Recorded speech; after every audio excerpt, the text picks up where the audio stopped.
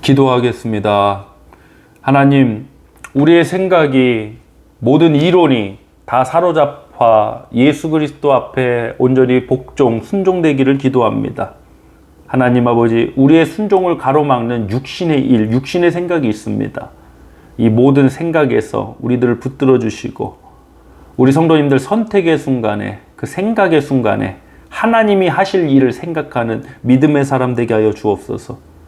오늘도 우리에게 부어주실 귀한 은혜 감사드리며 예수 그리스도의 이름으로 기도하옵나이다. 아멘. 할렐루야. 사랑하는 성도 여러분, 오늘 하루도 주님 안에서 생명과 평안이 넘치시길 기도하겠습니다.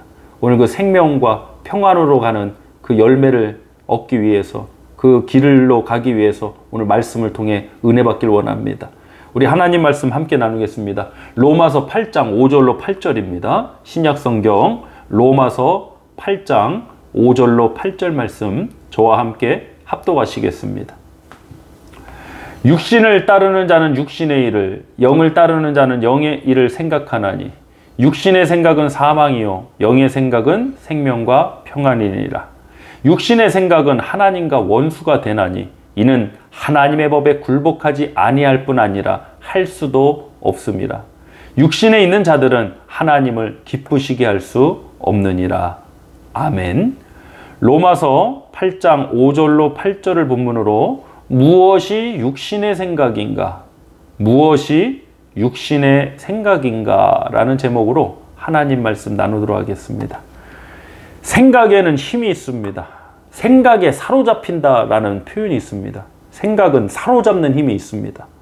또 생각은 창조적인 힘도 있습니다. 악한 생각을 하면 악한 역사가 나옵니다. 살리는 생각을 하면 생명의 역사가 나옵니다. 그래서 우리는 어떤 생각을 갖느냐가 매우 중요한 문제입니다. 신앙생활은 아무 생각 없이 하는 것이 아닙니다. 생각이 전환되는 것입니다. 생각이 다른 것입니다. 땅의 일을 생각하는 게 아니라 위의 일을 생각하는 것입니다. 사람이 할 일을 생각하는 게 아니라 하나님이 하실 일을 생각하는 것입니다. 그래서 아무 생각 없이 덮어놓고 믿어라 이런 것이 아닙니다. 성숙한 크리스찬은 올바른 말씀의 기초 아래, 성령의 감동하심 아래 영적인 생각을 하며 살아가는 존재입니다. 생각이 얼마나 중요한 것인가는 본문 6절에 나와 있습니다. 본문 6절 유명한 구절인데 우리 성도님들과 다시 한번 합독해 보겠습니다. 육신의 생각은 사망이요 영의 생각은 생명과 평안이니라. 아멘. 육신의 생각은 사망이요 영의 생각은 생명과 평안이니라. 사망과 또 생명과 평안이라는 결과를 만들어내는 것이 어디서 비롯되는가? 바로 생각입니다. 그럼 어디서 육신의 생각이 비롯되고 어디서 영의 생각이 비롯되는 것이냐? 바로 본문 5절 말씀을 보겠습니다. 육신을 따르는 자는 육신의 일을, 영을 따르는 자는 영의 일을 생각하나니. 자, 육신을 따르는 자기 때문에 육신의 일을 생각하고 영을 따르는 자는 영의 일을 생각합니다. 자, 적용 한번 해보겠습니다. 큰 부분에서는 육신의 일과 영의 일이지만 우리가 신앙적으로 좀 적용할 필요가 있습니다. 우리는 누굴 따라가야 됩니까? 예수님 따라가야 됩니다, 여러분. 사람 따라가면 실족합니다. 담임 목사의 리더십도, 저도 담임 목회하고 있지만 담임 목사의 리더십도 목회에서 굉장히 중요한 부분을 차지하고 있지만 담임 목사 따라가시면 안 됩니다. 최근에 한국에서 일어난 이 광화문 사태에 그 주체 세력과 가깝게 있는 제가 아는 저랑 연배가 비슷한 목사님 계십니다. 그분이 이런 말을 하셨다고 그러더라고요. 본인은 그 정광훈 목사님께 충성을 다한다고. 본인은 정광훈 목사님을 섬긴다고. 전 섬긴다는 의미를, 물론 주의 종을 섬긴다, 우리 어머니 세대부터 많이 이렇게 사용하신 표현이라고 제가 생각합니다. 근데 이게 섬긴다가 하나님을 섬기는 것과 같은 단어가 사용되다 보니까 간혹, 모든 것이 그런 것은 아니지만 간혹 목회자들을 신격화하기도 하고 목회자들을 너무 높은 위치에 올려. 그럼 종교개혁이 사실 의미 없어지는 겁니다. 우리는 사람을 따르는 자가 아니라 하나님을 따르는 자가 되어야 됩니다. 제가 미국에 와서 여러 발언들을 많이 들어보고, 지금 미국도 11월에 대선을 앞두고 있지만 어떤 분이 이런 말씀을 하셨다고 그러더라고요. 저는 미국에서 투표권도 없으니까 좀 자유로울 것 같습니다. 우리 미국은 사람 앞에 무릎을 꿇지 않습니다.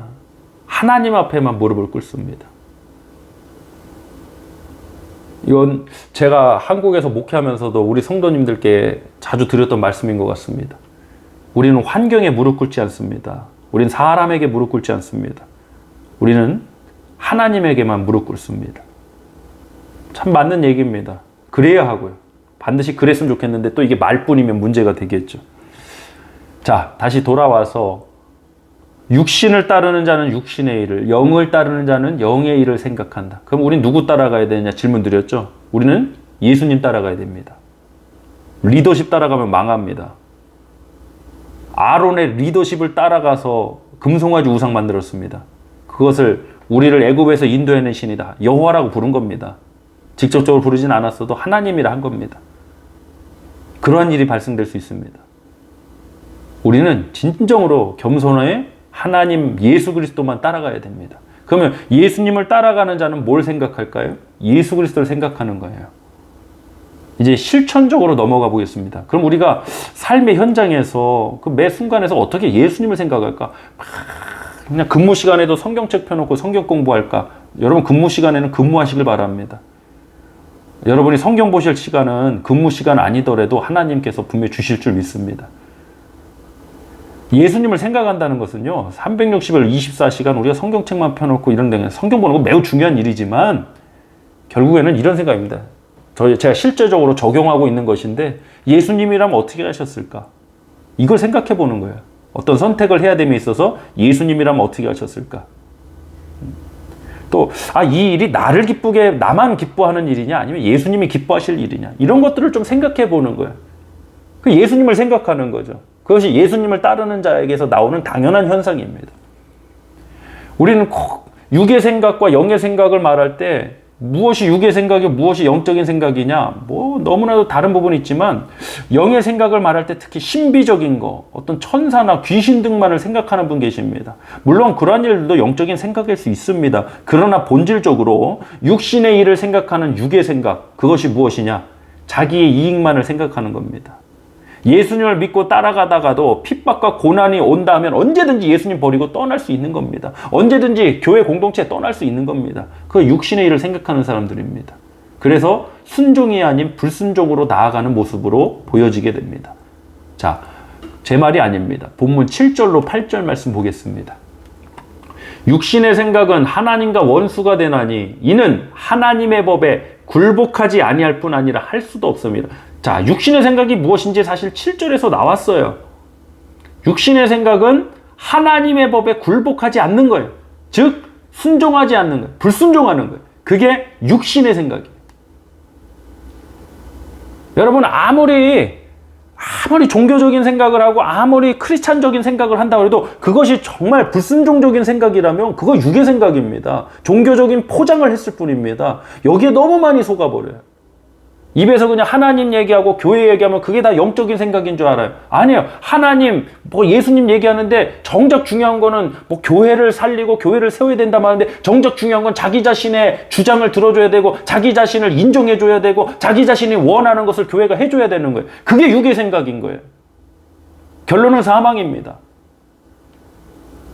순종과 불순종으로 볼 수 있는 거예요. 만약 이런 것입니다. 하나님께서는 지금, right now, 지금 바로 이 시간에 내가 어떤 기도하길 원하시거나 어떤 봉사나 섬김을 하길 원하신다. 어려운 사람을 돕길 원하신다. 그런데 지금 내가 하고 있는 일이 있다. 중요하게 하고 있는 일이 있다. 그러니 나중에 하나님 내가 2배로 하겠습니다. 나중에 환경이 좋아지면, 형편이 좋아지면 나중에 제가 하나님 하겠습니다. 이것은 제 경험이기도 합니다. 그것이 불순종이고 그것이 육신의 생각입니다. 나중에 하겠다는 건데 내가 하나님을 떠나겠다는 것도 아닌데 그 곁에 육신의 생각은 하나님의 법에 굴복하지 않는 것입니다. 순종하지 않는 것입니다. 사랑하는 성도 여러분, 영의 생각으로 생명과 평안에 이르는 저와 여러분이 되길 간절히 소망합니다. 베드로도 육의 생각을 가졌었습니다. 제가 이거 마태복음 16장에 나오는 이 본문으로 다시 한번 설교할 기회가 있는데요. 베드로가 육신의 생각을 가졌을 때가 언제냐? 예수님께서 십자가의 죽으심과 부활하실 것에 대해서 제자들에게 처음으로 말씀하신 그 현장이었습니다. 그 중요한 순간, 우리 기독교적으로 얼마나 중요한 순간입니까? 그 중요한 순간에 베드로가 예수님께 예수님, 그러한 일이 절대 주님께 미쳐서는 안 됩니다. 그렇게 안 될 것입니다. 이래버립니다. 그래서 예수님 뭐라고 하셨는가? 우리 말씀 한번 찾겠습니다. 마태복음 16장 23절로 24절입니다. 합독하겠습니다. 예수께서 돌이키시며 베드로에게 이르시되 사탄아 내 뒤로 물러가라. 너는 나를 넘어지게 하는 자로다. 내가 하나님의 일을 생각하지 아니하고 도리어 사람의 일을 생각하는도다 하시고 이에 예수께서 제자들에게 이르시되 누구든지 나를 따라오려거든 자기를 부인하고 자기 십자가를 지고 나를 따를 것이니라. 아멘. 베드로는 하나님의 일을 생각하지 않고 지금 사람의 일을 생각했습니다. 이게 육신의 생각입니다. 그 사건을 통해 예수님 뭐라고 하셨습니까? 누구든지 나를 따라오려거든 자기를 부인하고 자기 십자가를 지고 나를 따를 것이니라. 자기를 부인하고 자기 십자가를 지고 예수님을 따르라.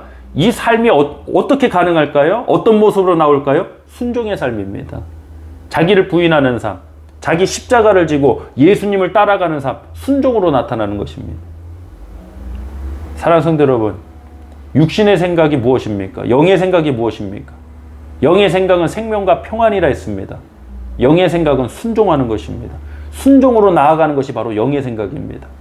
아브라함이 그랬습니다. 100세에 낳은 아들 이삭을 번제물로 바치라는 하나님 말씀에 다음날 아침 일찍 이삭과 함께 떠납니다.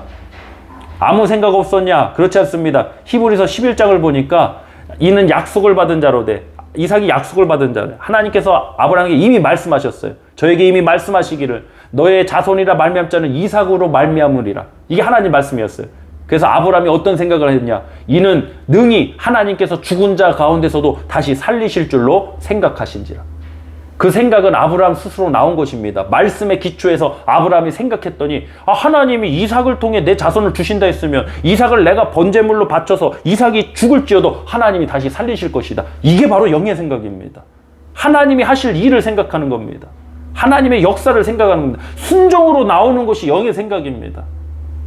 사랑하는 성도 여러분, 오늘 이 하루도 육신의 생각엔 벗어나서 영의 생각을 하는 또 영의 생각을 통해 순종의 삶으로 나아가는 저와 여러분이 되길 간절히 소망하고 축복합니다. 하나님 내 생각을 붙들어 주시고 믿음의 생각으로 나가게 해달라고 우리 간절히 이 시간 합심하여 기도하도록 하겠습니다.